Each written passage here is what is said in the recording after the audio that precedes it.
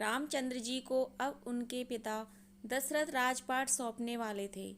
तभी उनकी दूसरी पत्नी कैकेयी को उनकी दासी मंत्रा ने खूब भड़काया।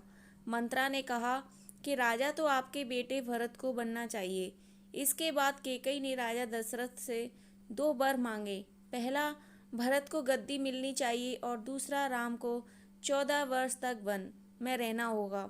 राजा दशरथ को अपनी पत्नी के वर पूरे करने पड़े। जब रामचंद्र जी वनवास के लिए अयोध्या से निकले तब लक्ष्मण जी ने भी उनके साथ जाने की इच्छा जाहिर की।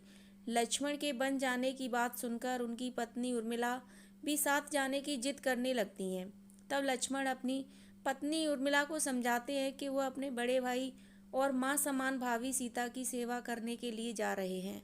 अगर तुम वनवास में साथ चलोगी तो मैं ठीक तरह से सेवा नहीं कर पाऊंगा। लक्ष्मण के सेवा भाव को देखकर उर्मिला साथ जाने की जिद छोड़ देती हैं और महल में ही रुक जाती हैं। वन में पहुंचकर लक्ष्मण भगवान राम और सीता के लिए एक कुटिया बनाते हैं। जब राम और सीता कुटिया में विश्राम करते हैं तब लक्ष्मण बाहर पहरेदारी करते हैं। वनवास के पहले दिन जब लक्ष्मण पहरेदारी कर रहे थे तब उनके सामने निद्रा देवी प्रकट हुई। लक्ष्मण ने निद्रा देवी से वरदान मांगा कि वह 14 साल तक निद्रा मुक्त रहना चाहते हैं।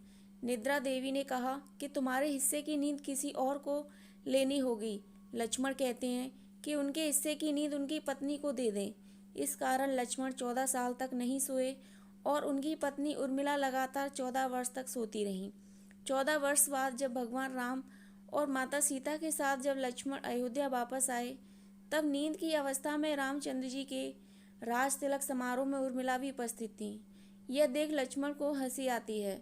जब लक्ष्मण से हंसी की वजह पूछी गई तो उन्होंने निद्रा देवी के वरदान के बारे में सब कुछ बताया। लक्ष्मण ने कहा कि जब मैं उबासी लूँगा तब उर्मिला की नींद खुलेगी। लक्ष्मण जी की इस बात को सुनकर सभा में मौजूद सभी हंस पड़े। सभी को हंसते देख उर्मिला जी लज्जावश समारोह से उठकर बाहर चली जाती हैं। धन्यवाद।